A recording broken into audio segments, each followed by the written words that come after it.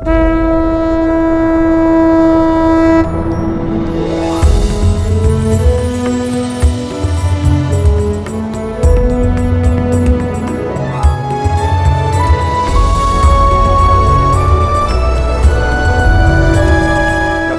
પણ ઈચ્છુક સાસુઓ આ જોઈ રહી છે એ લોકો અહીંયા પ્લીઝ લખો અથવા મળો. ઓજસ રાવલ કેર ઓફ આ પ્રોગ્રામમાં જેટલા પણ લોકો સંકળાયેલા છે એ ઘર જ છે, એટલે પ્લીઝ લખો અથવા મળો. અમારી બીજી કોઈ શાખા નથી.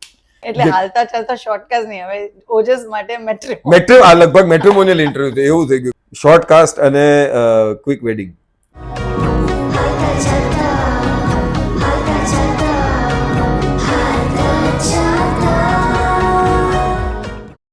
જય માતાજી, હું મનાલી ગોસાઈ આપ સૌની હોસ્ટ મારી પૂરી ટીમ હાલતા ચાલતા શોર્ટકાસ્ટ તરફથી આપ સૌનો સ્વાગત કરું છું.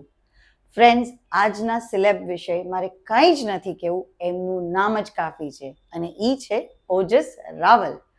તો ચલો આપણે જઈ અને એમને મળીએ. Let's go. ઓજસ રાવલની એક્ટિંગની શરૂઆત ક્યાંથી?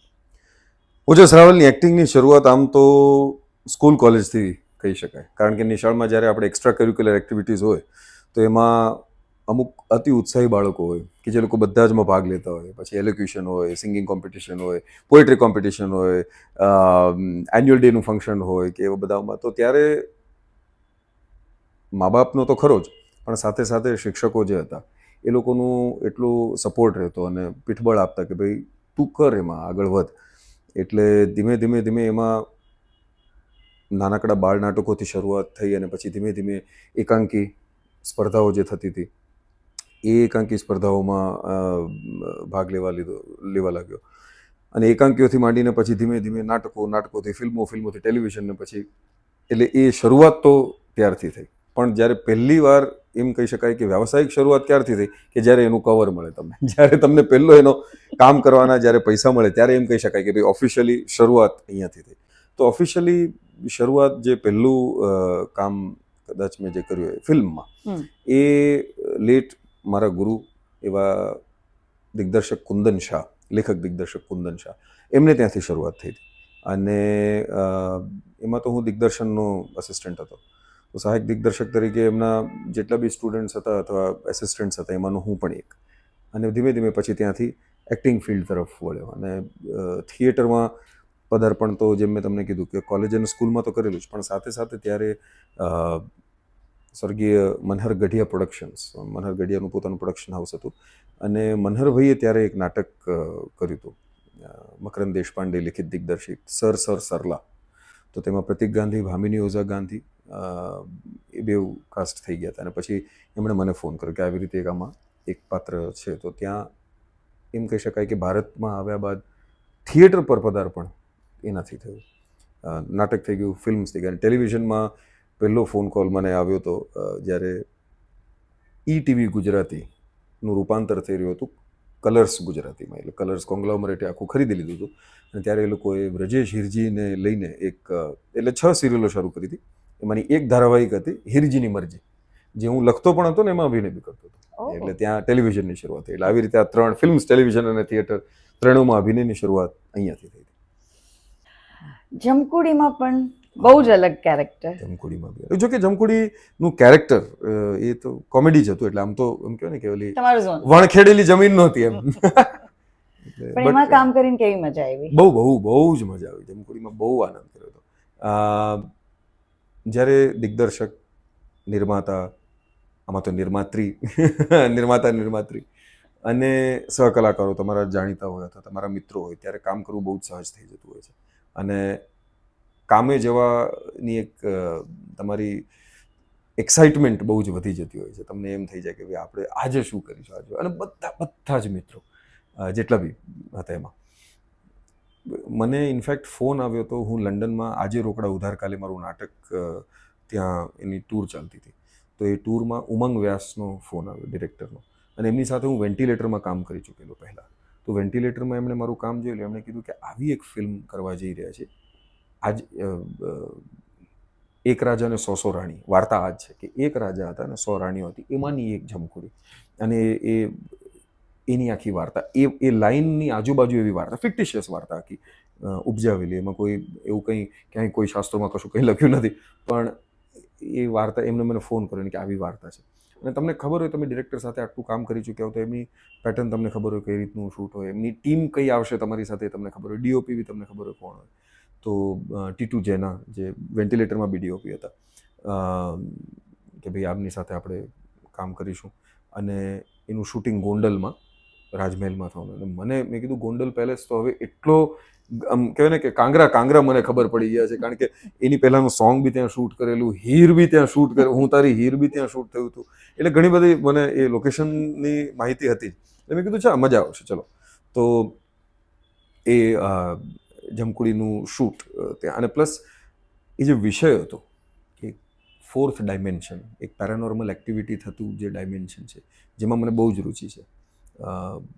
એ આખા શાસ્ત્રમાં, એ આખી તંત્રની દુનિયા કહેવાય કે મંત્રની દુનિયા કહેવાય, કે એ જે દુનિયા છે જે આપણે જે પ્રત્યક્ષ રીતે જોઈ નથી શકતા, પણ પરોક્ષ રીતે એના ઘણા બધા આપણને અનુભવો થતા હોય છે. એમાં મને બહુ જ બધા અનુભવો થતા હોય છે. તો એ કરવાની વધારે એક ચાહના હતી કે ભાઈ આપણે આ કરવું જોઈએ, મજા આવશે. પછી માનસી અને પાર્થિવ બંને પ્રોડ્યુસર્સ, માનસીનું પ્રોડક્શન હાઉસ સોલસૂત્ર પ્રોડક્શન્સ, એટલે મને ખબર હતી કે ભાઈ એમાં આપણી ટ્રીટમેન્ટ બહુ જ સારી રહેશે, આપણું ધ્યાન બી રાખવામાં આવશે. પછી ખબર પડી કે કાસ્ટ જોવા જઈએ તો પછી જેટલા બી કાસ્ટ છે બધા સાથે હું પહેલાં કામ કરી ચૂકેલો, અને બધા ધમાલ મજા મસ્તી એકદમ. અને વિરાજ ઘેલાણી સાથે પહેલી વાર. અને વિરાજે personally called me and he said કે હું ખરેખર ઈચ્છું છું કે તમે પ્લીઝ મારા માટે આ ફિલ્મ તમે કરો. એટલે પછી એ ફિલ્મ કરી. અને મારી સર્વશ્રેષ્ઠ પિક્ચર હું કહી શકું એ જમકુડી નીવડી છે. જો બોક્સ ઓફિસ જોઈએ, જો લોકો સુધીની રીચ જોઈએ, જો સફળતા જોઈએ, તો ગમતી પિક્ચરોમાંની બી એ કદાચ સર્વશ્રેષ્ઠ. હું ચોર બની થંગાટ કરીને કહું, બટ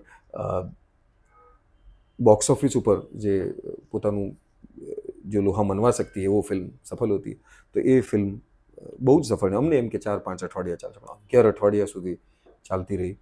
હું ગુજરાતમાં, મુંબઈમાં થિયેટર વિઝિટ્સમાં જતો, અને લોકો મને એમ હતું ઘણા આવી ફિલ્મ હોય તો એમાં હોરરનો એસ્પેક્ટ કેટલો હશે આમ તેમ. તો બાળકોએ પિક્ચર હિટ કરી, બચ્ચાઓએ જઈને બીજી વાર, ત્રીજા, કેટલી વાર તો બાળકો હજુ બી મોલમાં કે ક્યાંક હું જતો મળી જાય મને પેલું કે ચક્રાસન કરીને બતાવો ને. મેં કીધું ના થાય, મેં કીધું બૈડો ફાટી જાય. મેં કીધું એક વાર કરો એ બહુ છે. તો એ બચ્ચાઓને બહુ મજા આવેલી. અમુક જે જેન્ટલમેન અથવા લેડીઝ મળતા હતા તો એ મોટાઓ ગભરાઈ જતા અમુક વાર, કારણ કે ઓલું જે હોરરના અમુક જે 2-4 સીન હતા. પણ બહુ જમકુડીમાં બહુ મજા આવેલી. અને એટલી મજા આવેલી કે પાર્ટ 2 ની ઓલરેડી તૈયારીઓ ચાલુ થઈ ગઈ છે કે ભાઈ હવે આનો પાર્ટ 2 લખવો જ જોઈએ અને કામ કરવું જ જોઈએ. ચક્રાસન જ્યારે કરવું હતું સેટ, કેટલી વાર રીટેક કર્યા? અરે બહુ. એમાં જે બેઝિકલી મારે જે ચક્રાસન હતું એ એના ઓપનિંગ અને એન્ડિંગ પાર્ટ્સ આપવાના હતા, પણ પછી વી હેડ ધ બોય કોલ્ડ મોહિત, અને જે ચક્રાસન, કારણ કે હી ઇઝ અ જિમ્નાસ્ટ, તો એને બહુ વધારે, જેમ આપણે સ્ટન્ટમેન કહીએ તો એવી રીતે જિમ્નાસ્ટને બોલાવેલો એ અમુક પોર્શન્સ એના શૂટ કરવા માટે. એટલે પછી એનો ચક્રાસનનો પોર્શન બધો એના ભાગે હતો, કારણ કે એમાં ચાલવાનું બી હતું, ચક્રાસનમાં દોડવાનું હતું, આગળ આવવાનું, આગળ પાછળ જવાનું, એ બધું. એટલે એ બધું મેં કીધું બહુ બધી ટ્રેનિંગ માગી લે, એવું આપણે તો કંઈ કર્યું નથી. બહુ તો સૂર્ય નમસ્કાર હું કરી શકું, જેનું આમાં કંઈ લાગે વળગે. ઓજસ રાવલની સોની ઉપર સિરિયલ હતી, વેરી સ્પેશિયલ, યસ, બહુ જ ડિફરન્ટ હતી. ઓ યસ. એનો અનુભવ કેવો હતો? અરે વાહ, એ તો આખું that is where it all started. કારણ કે એ સિરિયલ હતી જેણે સ્ટેન્ડઅપ કોમેડિયનનું લેબલ ભૂસી અને એક્ટરનું લેબલ લગાડ્યું, અને એક્ટર જે કોમેડી પણ કરી શકશે. કારણ કે મને કોઈ જ કલ્પના નહીં આ હતા. અને ફિલ્મ્સ, ટેલિવિઝન, થિયેટર હું કરતો, અને ત્યારે નવરસમાંથી જેની હથોટી હોય તમારી, એ પછી ઘર કી મુર્ગી દાલ બરાબર થઈ જાય. હા, સૌથી અઘરો રસ હાસ્ય રસ, એ બહુ જ સહજ છે મને. એ શારદા અને નટરાજનો આશીર્વાદ છે મને કે સહજ રીતે આવે છે. પણ પછી જે ઓલરેડી આવી ગયું તમને એમ થાય કે ભાઈ આ તો આવડે જ છે, આનાથી એમાં કંઈ બહુ ઓલું પ્રોબ્લેમ નહીં આવે આપણને. પણ તમને કોઈ આવા રોલ માટે વિચારશે એવું તો કલ્પના બી ન કરી હોય તમે. અને મને ફોન આવ્યો મને કે અમે એક સિરિયલ લખી રહ્યા છીએ સોની માટે, અને એ સિરિયલનું નામ છે લેડીઝ સ્પેશિયલ. સ્ત્રી કેન્દ્રીય છે, 3 મહિલાઓની વાર્તા છે, 3 છોકરીઓની, અને એમાંના એકના તમે હસબન્ડ છો. એટલે મેં કીધું અચ્છા આ તો પ્રોપર ડ્રામાની સિરીઝ હોય, આમાં તો કંઈ ઓલું નહીં હોય. એટલે મને મળવા બોલાવ્યો, મને કે આવી રીતે છે.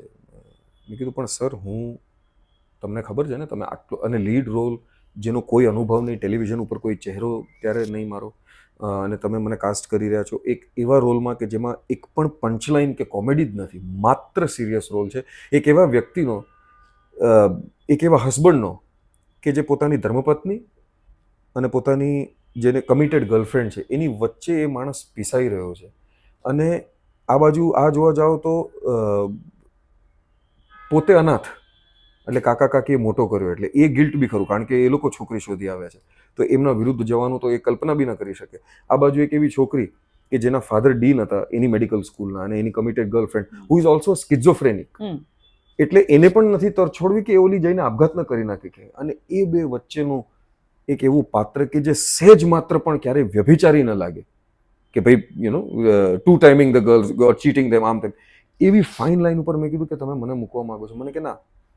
અને એ વિપુલ ડી શાહ, ઓપ્ટિમિસ્ટિક્સ પ્રોડક્શન હાઉસના માલિક, એમણે કીધું કે ના હો જશે, મારી ઈચ્છા છે કે તું આ કર.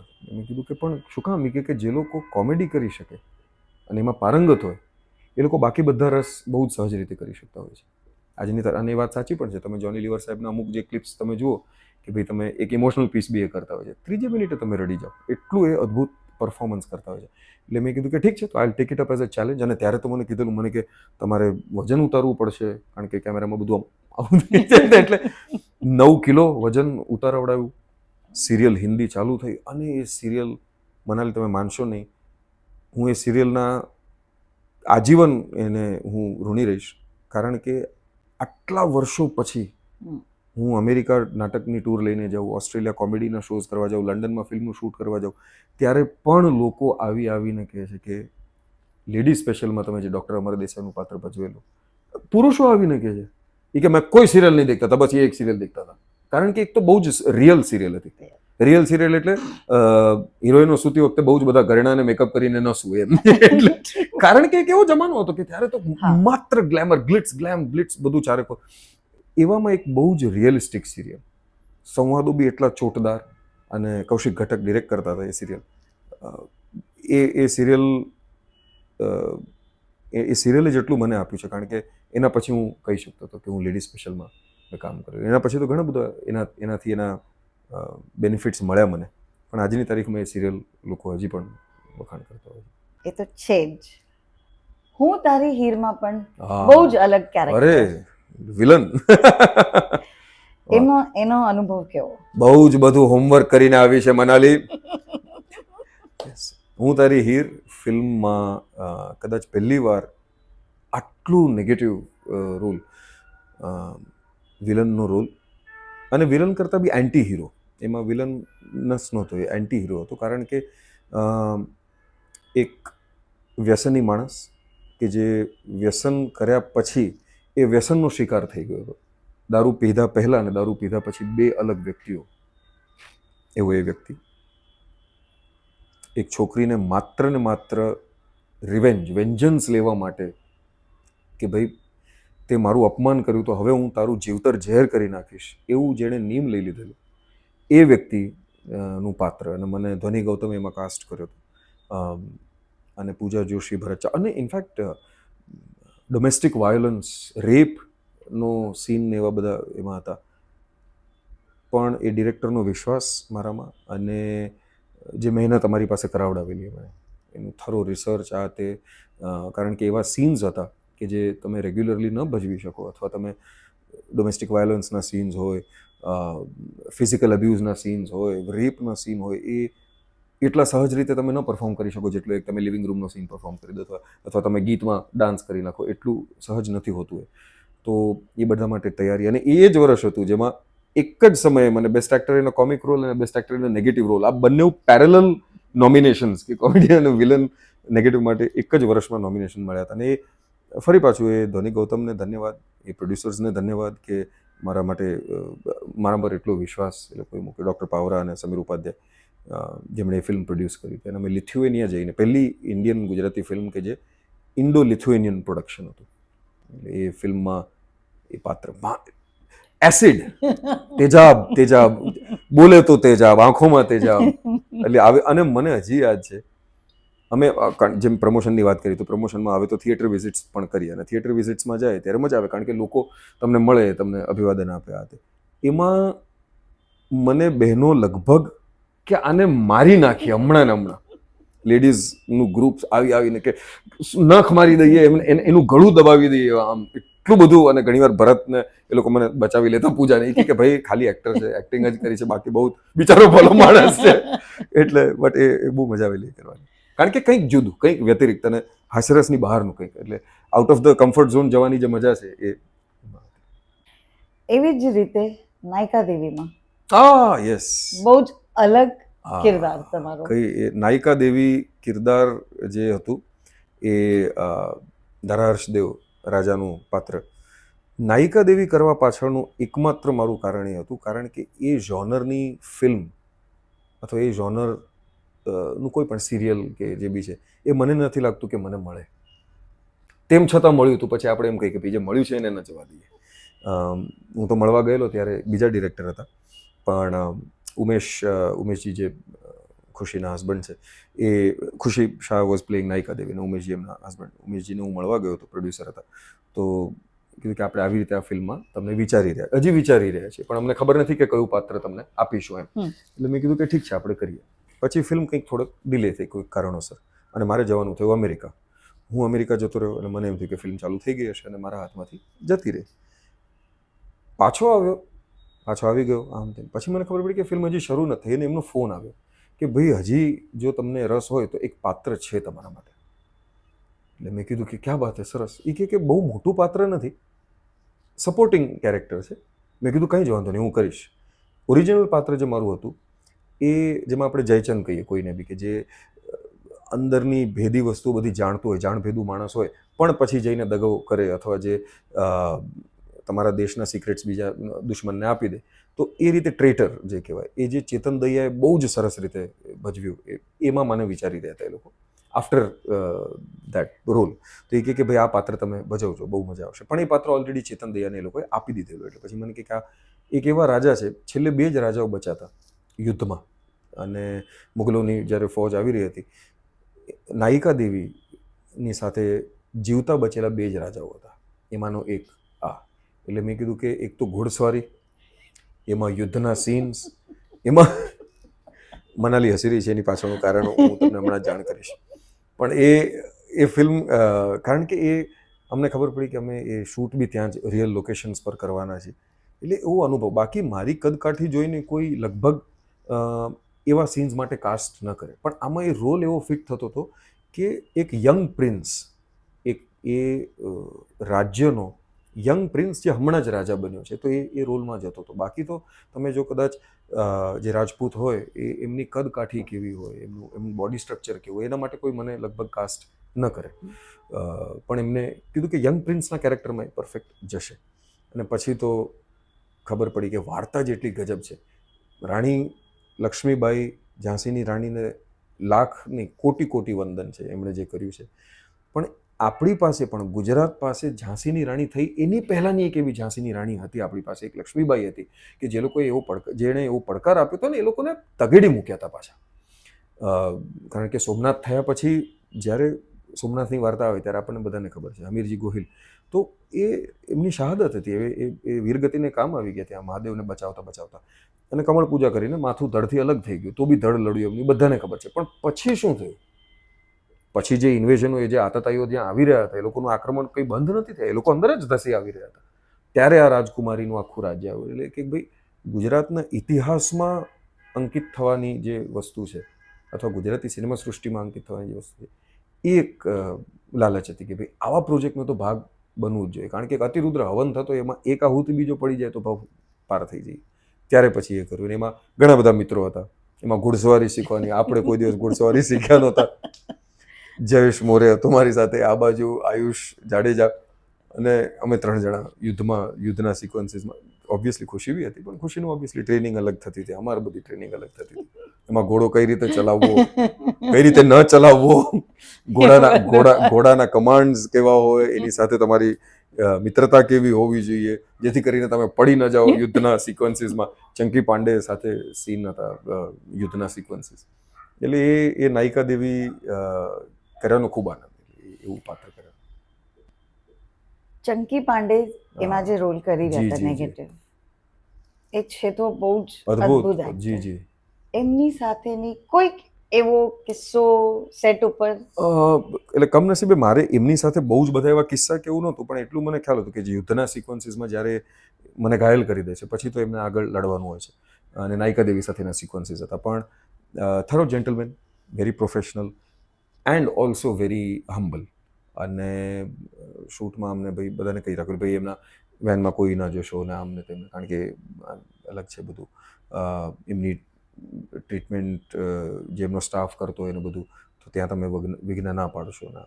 પણ તેમ છતાં એ પોતે જ અમને બોલાવતા અને પછી બધાને ભેગા મળીને ખૂબ આનંદ કરાવતા. એટલે બહુ એટલું એમની સાથે સીન શેરિંગ, જે સ્ક્રીન સ્પેસ શેરિંગ કરવાનું હતું, એવું તો બહુ સમય મળ્યો નહીં એમાં કોઈ. પણ ઓફ સ્ક્રીન ઓફ સ્ક્રીન ખૂબ આનંદ.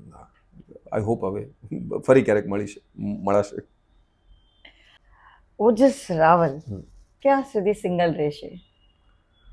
બહુ અઘરો સવાલ પૂછી લીધો. ઘણા લોકોને તો આજની તારીખમાં મને ડીએમ આવે, મને કે ના હોય તમે પરણેલા નથી. મેં કીધું નથી જ.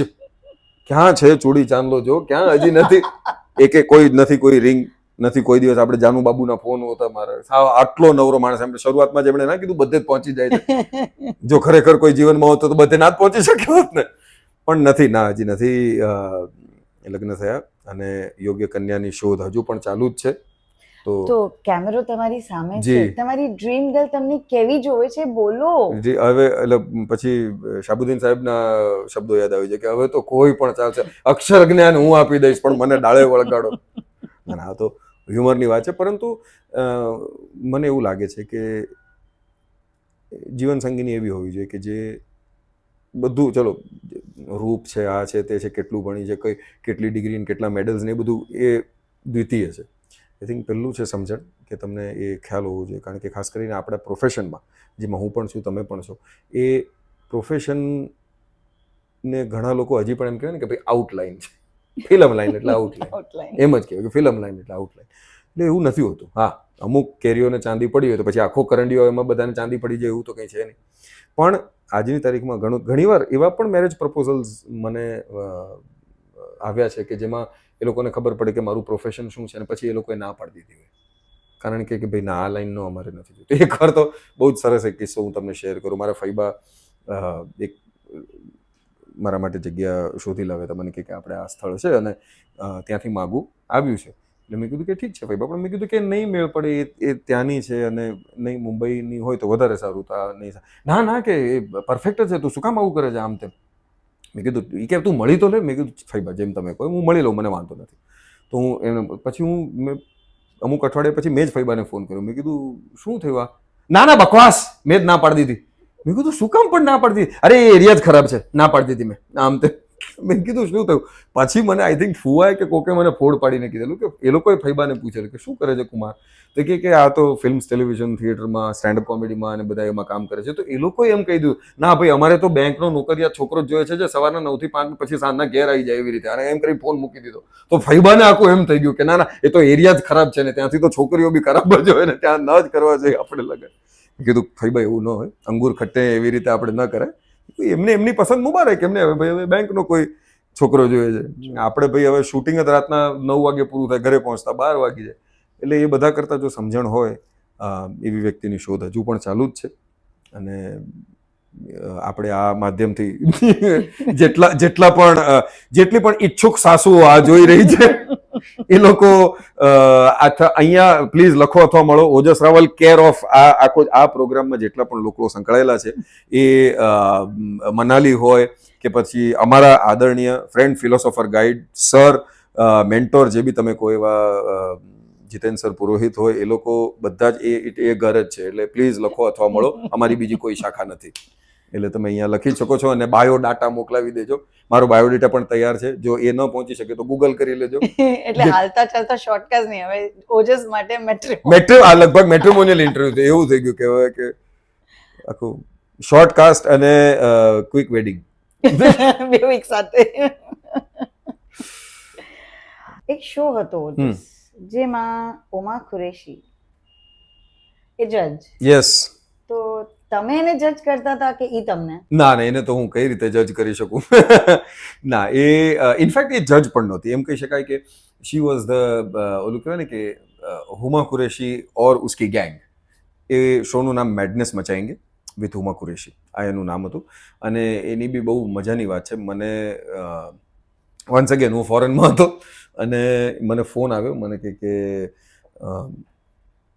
ऐसा एक शो हम कर रहे हैं हुमा कुरैशी के साथ जो ऑलरेडी ऑन हो गया है and we are now introducing other characters into the show और हुमा है और उसके साथ जो गैंग है वो बहुत ही काबिल, रिनाउंड और काम कर चुके हुए उतने कॉमेडियंस एंड एक्टर कॉमेडियंस हैं उसमें, कॉमिक एक्टर्स. तो आपका इसमें सिलेक्शन हो गया है और आप आ जाइए. तो मैंने कहा कि मैं तो प्रदेश में हूँ. तो मैंने पूछा कि તમે ક્યારે આવો છો?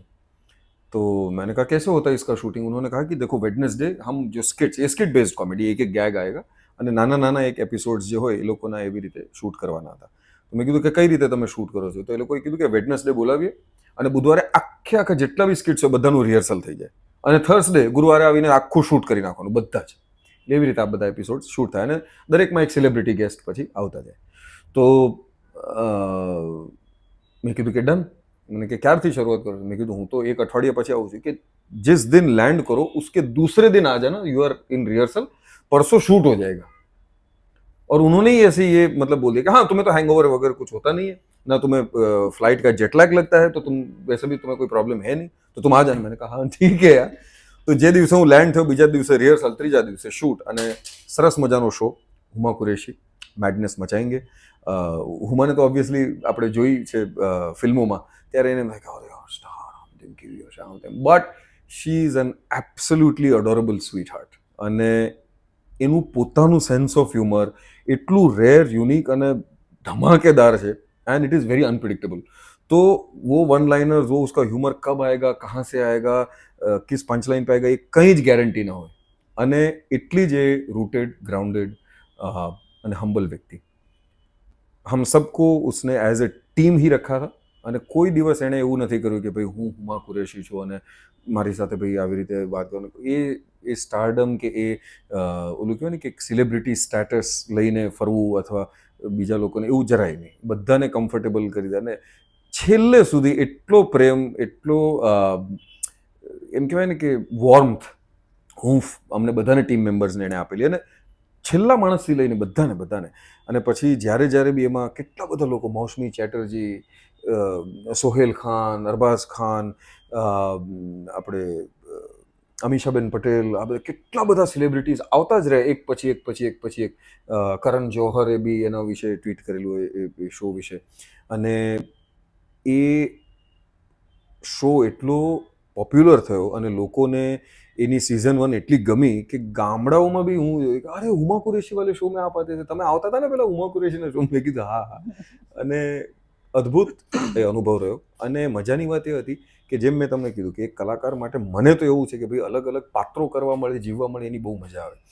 તો હુમા કુરેશીના શોમાં જેટલા બી અમે સ્કિટ્સ કરતા હતા, જેટલા બી ગેગ્સ અથવા જેટલા બી એક એકાંકિકા હોય, તમે એમ કહી શકાય એકાંકી નાની જે કરતા હતા, એ બધામાં અલગ પાત્ર ભજવવાનું.